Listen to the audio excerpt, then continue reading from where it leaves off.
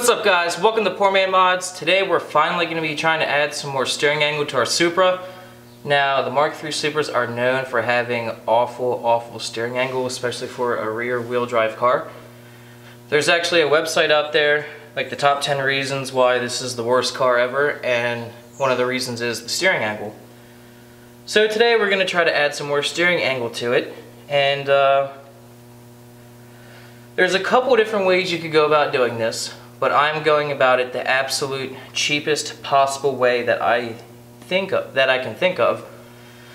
And you're not going to need any special parts for this. You're not going to be adding any parts to it unless you want to get a little bit more angle out of it. There's going to be no welding, so you're not going to need a welder. All we're going to be doing is drilling a hole, and that's it. So a lot of people will modify their steering knuckle, like they'll cut off where the tie rod is and weld it like an inch closer to the knuckle. On this car you can actually just drill a hole, and that's what we're going to do, and that's going to allow it to have more angle. The work that we're going to be doing to add the angle is going to be free and no welding. So let's get to it and I'll show you exactly what I did here.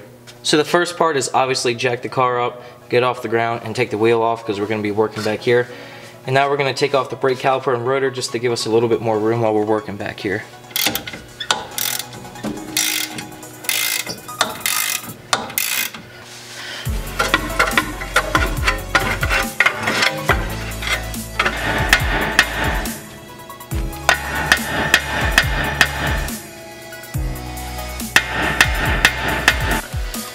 That was overly difficult. I even had to spray WD-40 behind the rotor. Alright, and now we can see what we're working with here. Alright, so here's what we're doing today. Here is the stock tie rod and the stock tie rod location. A lot of people will cut this knuckle right here and move the tie rod in 1 inch. They'll cut and weld it. But this is Poor Man Mods, and I know a lot of you probably don't have a welder. I do. I could have done that, but I want to do it the way most of you are probably going to be able to afford to do it. So on this car, you can actually just drill another hole 1 inch closer to the knuckle. So that's exactly what I'm going to do. Take the tie rod out, drill a hole in the same exact place I did over there so they're pretty even. They're not going to be within to the millimeter probably because I don't have that kind of measuring tools, but it's going to be pretty close, and then you have to grind down the bump stops on this knuckle, and you're going to get a lot more angle, and this is going to be 100% free.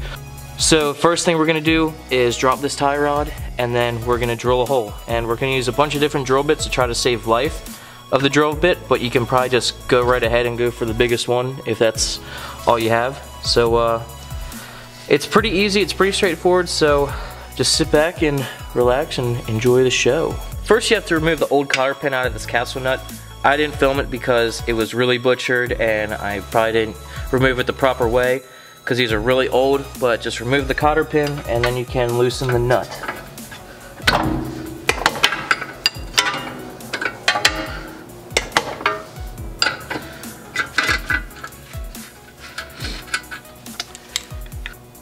Here's the castle nut, and you can see why they call it a castle nut. It looks like a castle because the cotter pin goes right through one of those slits and through the tie rod. So now grab Mr. Handy Dandy Mr. Sledge or a pickle fork. Put the castle nut back on, but don't expose the threads of the tie rod.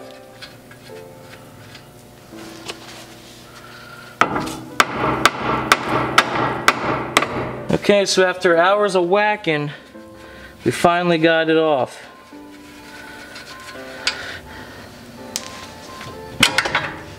Now, you can see just how much more the knuckle moved. So basically, here is the stock angle. Unfortunately, I didn't film a before video, but I did take a picture, so at the end of this, I will post a before and after picture of how much more angle we get. But here's the stock angle, and when we take this tie rod off, it's going to hit the bump stops. So we're going to get that much more angle, and then we're going to grind down the bump stops, and we're going to get even more. So it's going to be pretty significant. Okay, so here's the first part of our bump stop removal. This on the knuckle will hit over here.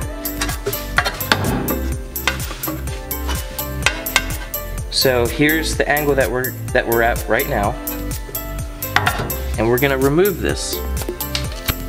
I don't even know why they put this shit here from the factory. They should have just given us a ton of angle from the factory, because these cars have awful angle, especially for a rear wheel drive car. They had no fucking steering angle. Okay, so as you can see, we get a lot more by just removing that. But now, this part of the knuckle still hits that, so we need to cut that off. And we're just gonna try to remove this piece of shit bracket.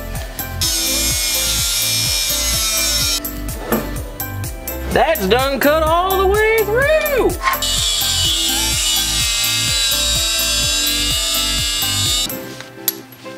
Oh yeah, look at that piece. Yeah, bending steel. I'm Iron Man.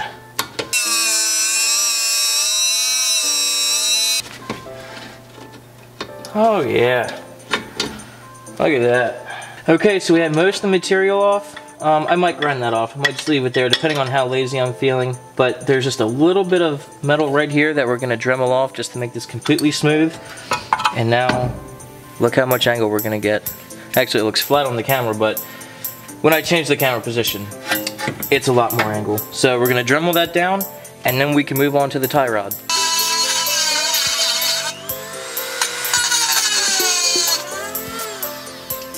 Well, that was my last bit, so I guess we're done. And that's about as much work as we can do. There are a lot more radical setups in this, but this is just a very basic one. You could probably grind this down some more and get even more, because now this part is just touching the control arm, but I don't feel like doing all that. I'm just gonna do it this way. I think it's gonna be a lot easier for you guys, because that will require a lot of grinding. This wasn't too bad, and now we just have to drill the steering knuckle, and it's gonna be awesome. Now this ABS sensor is probably going to be in your way. I don't have ABS, so I'm just going to try to destroy it the best I can to get it out of my way. I don't really know how to remove it. I think you might have to actually like remove the hub or something, which I don't feel like doing. So I'm just going to try to, you know, break it as much as I can. The more weight you remove, the better everything is. The better the car stops, the better it turns, the better it accelerates. Better gas mileage. All right.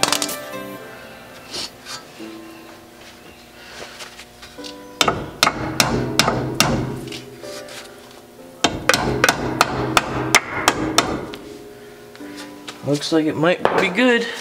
Okay, so I'm starting off with a 5/64 inch drill bit, and I'm going to step up all the way to a 1/2 inch. And once I get this first hole drilled, I'll show you where I drilled it, because it's kind of hard to explain where I'm drilling it.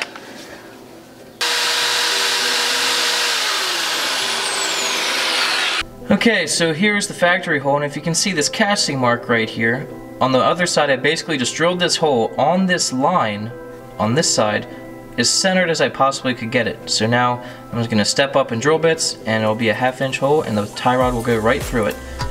Now the way we can do this with this car is, as you can see, this part of the knuckle comes straight off, and it's pretty long and it's pretty straight. I don't know if many other cars you can do this, because they might have a bend to it or they might be a lot shorter. So I can only say this will work for the MKIII Supras. I can't say this will work for any other car, but if your knuckle comes straight out and it's pretty straight and flat, you can probably do this. I don't think I need to show you me using all the drill bits, so this is either going to be high speed, or I'll just cut to the very end where I drilled with the 1/2 inch drill bit.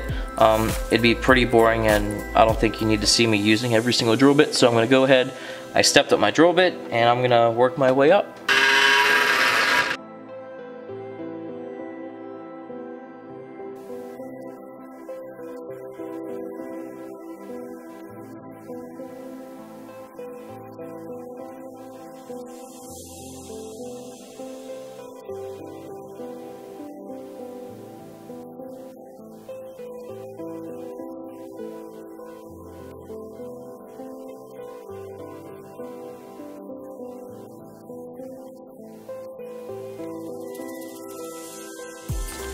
Now these casting marks right here that I showed you earlier, how I marked where I drilled my hole, they start to catch on the bigger drill bits. So we're going to Dremel them down and make the surface completely flush so the drill bits don't snap and break.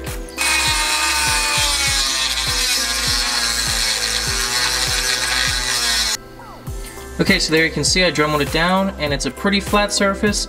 This will make it better for the drill bits and for the nut when you go to tighten down the tie rod. Now it's time for more drilling. We're almost at the finish line.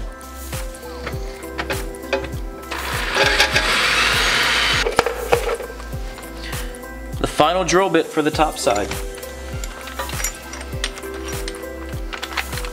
1/2 inch.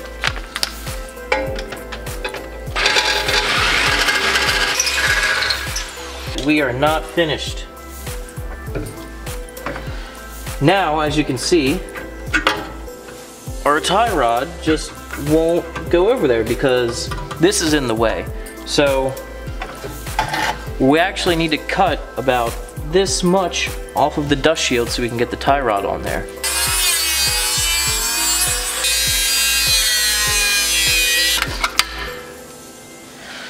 All right. Now this should fit. So it's hitting, the tie rod's hitting right here. We're gonna have to cut more metal off right here. Okay, so now the tie rod is no longer hitting this material. I kind of messed up on this hole. This rubber boot kind of touches the brake rotor. I'm not sure if that's gonna cause any super major issues down the road if it wears it down a little bit. If it does, I'll either just replace the tie rod or maybe redo it on this knuckle. But now the threads do go up. So now the threads go in the knuckle, but not all the way, because the problem is, as you can see, it gets wider as it goes down. So this part's 1/2 inch, but it gets bigger at the base. So on the bottom hole going up, we're gonna use this Christmas tree, and we're gonna be using the 5/16 and the 5/8 bit. So we're gonna taper out the hole so this fits in perfectly. Because the factory hole is tapered, it's not just a straight hole, so that we need this. So we have to come up from the bottom with this one.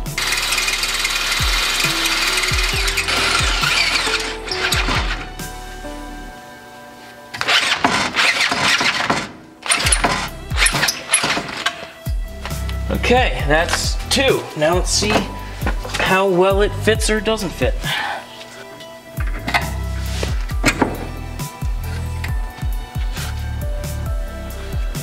I would say that fits pretty darn good.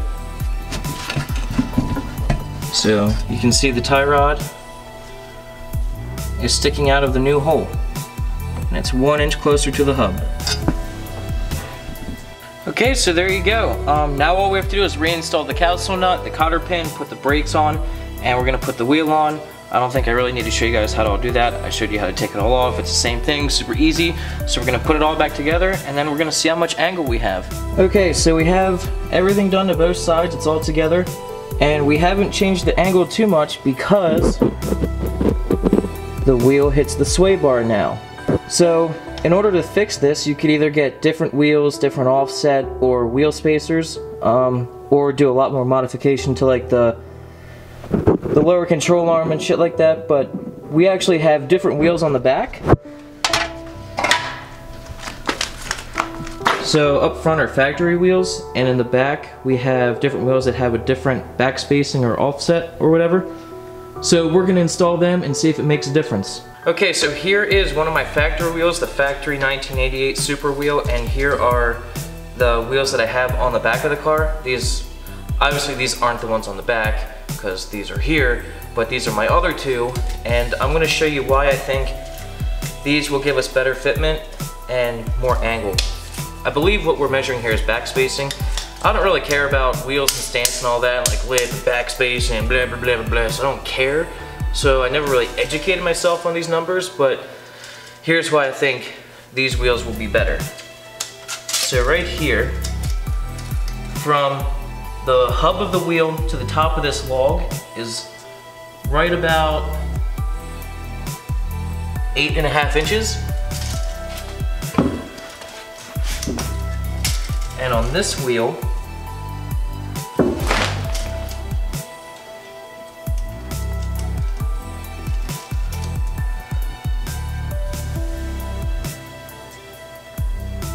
it's on this wheel, it's right at 8 inches. So if we go back here, this is roughly 8.5. So on this wheel, there's about 1/2 inch less of wheel sticking back. So these will probably give us a little bit more angle before hitting the sway bar. So I'm gonna put these on and see if it makes a difference. Hopefully it does.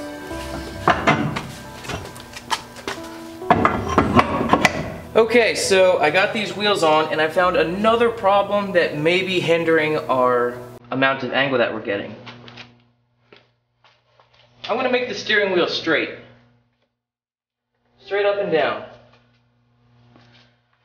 This wheel's towed in, and this wheel over here is very towed in. So that has a little bit of toe to it.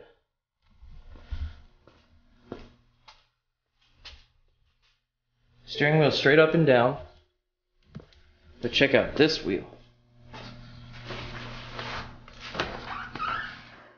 Lots of toe. Very towed in. It's kind of hard to see with the camera. There we go. Very towed in. So I'm going to try to adjust this the best I can and see if I can make a difference. So what we did here, we loosened up the bolt on the tie rod, and since it's towed in a little bit, we have to push the tie rod out, and to do that, we're going to turn this inner tie rod to the right, slightly. Now this isn't going to be a very precise alignment. I know there's ways you can do it at home. I'm not doing that. I'm just going to get this as close as I can, and then I'll take it to an alignment shop.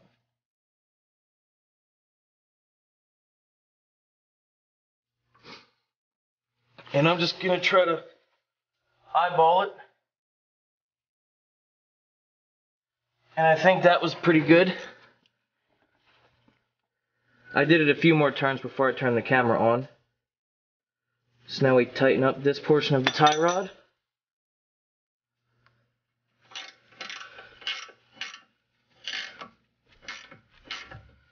And now we'll go to the other side because that tire is really towed in.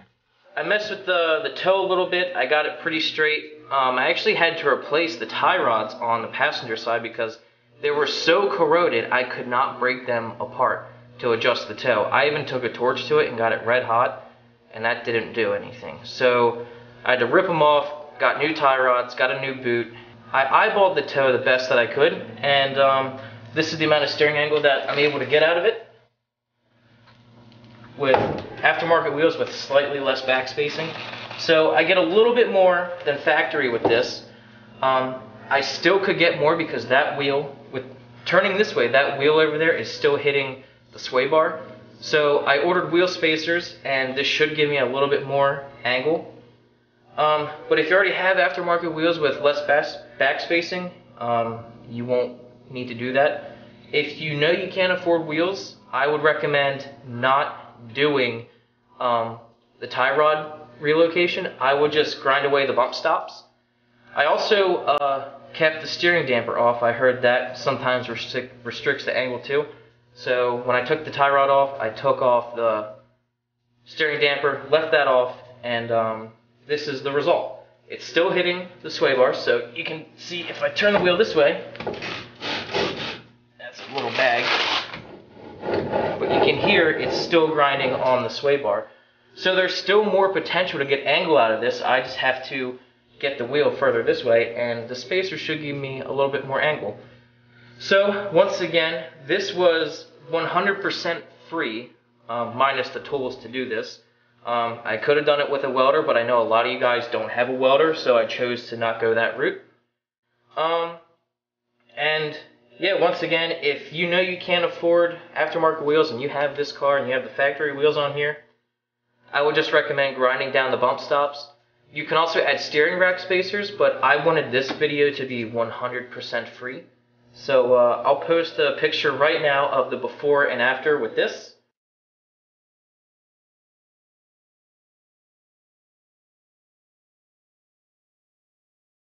And then I'll post another picture of the difference when I add the wheel spacers.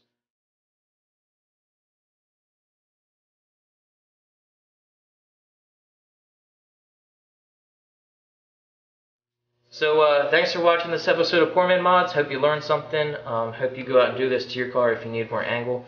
And I will see you guys next time.